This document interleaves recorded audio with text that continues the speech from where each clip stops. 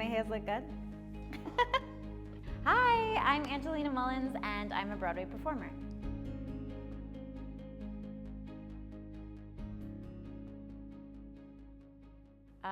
My first Broadway show was West Side Story, the revival in 2009. So I heard that they were doing the revival, and like so many of us, I was obsessed with West Side Story, and I just like knew in my heart that that was going to be my Broadway debut. Man, that was the coolest and longest audition process ever. I was determined to be in the show. And I was actually on the road with the first national tour of Spamalot when the auditions started taking place. So I reached out to my agent and I said, I have to go in for this show. And he said, Angelina, you're way too old to go in for that show. And I said, I'm 22 years old. And he said, no, like they want teenagers. And I was like, no, I'm supposed to be in this show. The long and the short is that I couldn't get an audition. Like, I couldn't get one. And so my best friend said, you have to email the casting director. You have to email Paul Hart himself. And I was like, I can't do that. Do you want to be in the show or not? So I reached out, I emailed Paul Hart and I said, hi, you don't know me, but I'm Angelina. I love this show. You know, here's my resume. Will you please see me? Just let me come in for you. So he responded, he was like, hey, so nice to meet you. Set me up with an appointment. I was like, I go in, I get a call back. So I have to fly in again from tour. I have another call back. I have to fly in again from tour. I have another call back flying in from tour. And I realized that they didn't know if I was going to be a jet or a shark or like sort of where I fit. A couple weeks go by and I just assumed I didn't get it. And I was totally devastated. And I started to see that, oh, the show's being cast, you know, they've filled all the spots. And then I get a call weeks after I'd heard it been cast, and they said, Angelina, will you come in one more time? I know you've come in like 7,000 different times. And I was like, of course I'll come in. So I go in, and there was only like 5 of us in the room. They made me dance the jet girl dance and the sharks. And they said, okay, thank you, ladies. Will you all wait outside? And then Paul Hart came back outside and he said, Angelina, why don't you come back in the room with me? And I walk in the room, and it's just Paul, the casting director, Arthur Lawrence, who wrote West Side Story, Joey McNeely, Laurie Werner, his assistant, and Patrick Vacariello, the music director. Little Arthur Lawrence is 90 years old, literally 90 years old. And he looks at me and says, okay, kiddo, you want to join the cast? We need a swing. And I was like screaming in the room. But I'll never forget it. Like, Arthur Lawrence told me I was getting my first Broadway show. It was an awesome experience. And I'm just so grateful. Haha.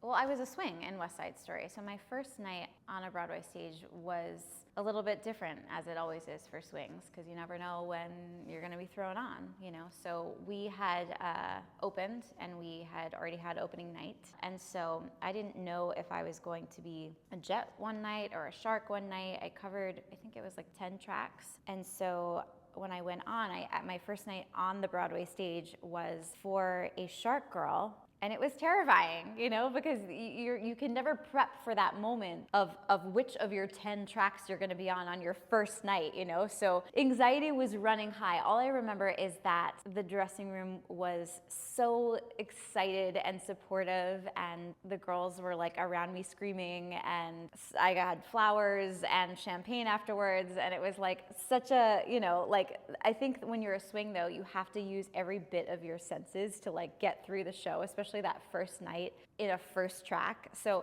having all of that going and it being my first night on a Broadway stage, honestly, I don't remember a lot of it, but I know that it was a success.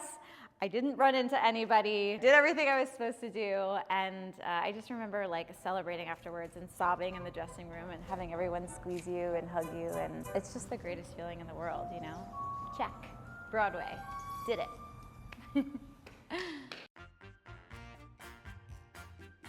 So I have like 2 Really embarrassing stories that stand out to me. One is I did my first tour when I was 17 years old. It was the Saturday Night Fever tour. I played Connie, so I was in the front of this big dance number. It's My Neighborhood, dancing with Tony Manero. And Angelina's 17-year-old self had these really long acrylic nails, and I light his cigarette, and we do this whole dance with lighters and cigarettes on the stage, fake cigarettes.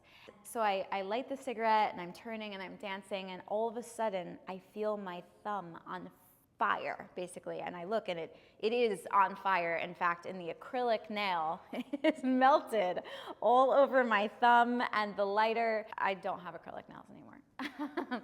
Two, this is a Spamalot story. So during Spamalot, I was the purple girl, and we had these beautiful showgirls in the show, and we were in this diamond, and so I was at the point of the diamond, and I was the closest downstage to the conductor. We did this like hotsy patatsy number with, I don't even know what those medieval things were, where it's like this ball and chain situation and you have these like nunchucks, but Casey Nicola, he choreographed this like amazing dance where there's like batmas and legs and we're swinging these things. And so I'm swinging my things this one day and it just whoop, slipped right out of my hand. It slips out of my hand and pops the conductor right in the face. Poor Ben Whiteley, I am so sorry. I love you beyond. He was not happy with me that day. Thank God the orchestra kept playing, but that was pretty embarrassing. So the hardest and greatest lesson that I've learned in this business is just staying true to yourself and really listening to your intuition and where you're supposed to be and what you're supposed to be doing. I used to get very have a lot of anxiety thinking that I should be doing everything that everyone else was doing. You know, some people like to jump show to show to show, you know, whereas I really love to sit in my shows and soak up just being there and the goodness of it and the art and the cast. There's nothing like sitting in a show for a long time if the cast is so lovely. Listen to yourself. Trust yourself about what auditions you should go to and what ones you shouldn't go to, you know, what feels right to you. What kind of people do you want to work for? Don't be afraid to stand up for yourself and make sure that you're always feeling respected. You know what I mean? Do good work always and bring your whole heart there and work hard, but know that you deserve a certain level of respect, you know? Work for people that you love and that love you. And so yeah, I think that is the greatest and hardest lesson I've learned is that, you know, when I stay true to myself, it all sort of falls into place, you know? So I try to bring my most good, authentic self to work in all the ways. My number one piece of advice for getting to Broadway is to train and train and train, but also train the things that you're uncomfortable with. So I grew up in the ballet world. I grew up with the Boston Ballet, training in their professional division.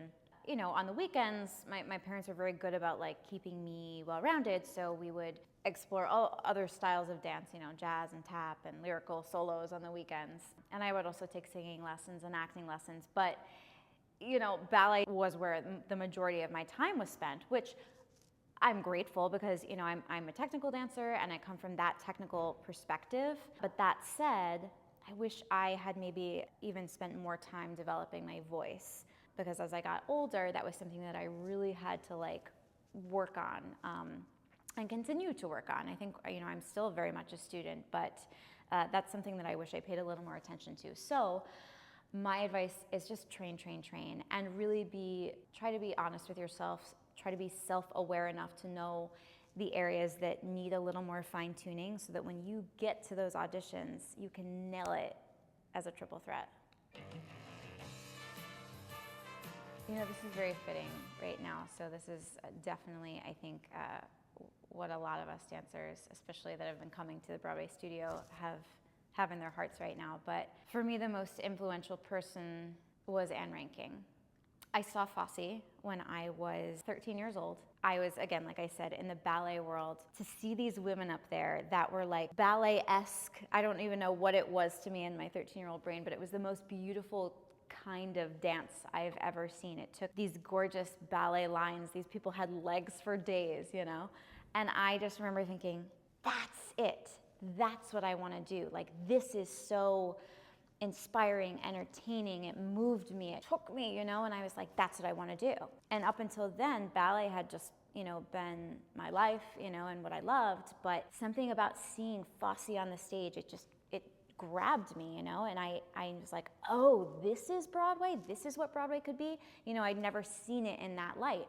Cut to, I ended up going to Anne Ranking's summer camp she had, which was every summer. There was like 50 to 100 kids, I don't really remember, but there was a small group of us that she recruited from around the country, and we studied with her and so many of the greats. We had Gwen Verdon back then, we had Gregory Hines back then, so many incredible, incredible people, and we just learned from these people. But Anne, she would walk in the room, she would take my breath away. She had obviously legs that were like 8 feet tall, but just the way she moved and the way she spoke about dance, it resonated with me in a way that I've never heard anybody speak about dance like that. And then to have her apply it and even just show like a batma or like an arm or like anything, the way she commanded your presence with just her eyeballs, it took my breath away, and it made me realize where I was supposed to be. And so from her, I have learned so much as a performer. I'm so grateful that I even crossed her path, and was able to learn from her in the way I did at such a young age. But she was definitely the reason why I chose to become a Broadway performer. I don't have like a specific moment in one specific show, but I'll tell you that performing the Dream Ballet and West Side Story every night, and because I was a swing, I got to do all the different tracks. To be able to do Pas de Six, I think that I'll never be able to relive, I hope I do, but I don't know if I'll ever be able to relive something so beautiful in my career. There was something so magical about doing scherzo and running around and having all the the chaos of the first act, and then in the second act just to take a breath and the six of you like breathing as this one unit, and it's just so gorgeous. And I'll just never remember like that feeling of being like partnered and dipped and taking it in the orchestra, and just knowing that we were doing something so special. We all knew how magical it was, and so I just looked so forward to every time I got to do that ballet. I really soaked up how magical that was and how special of a time this was in my life and in my career.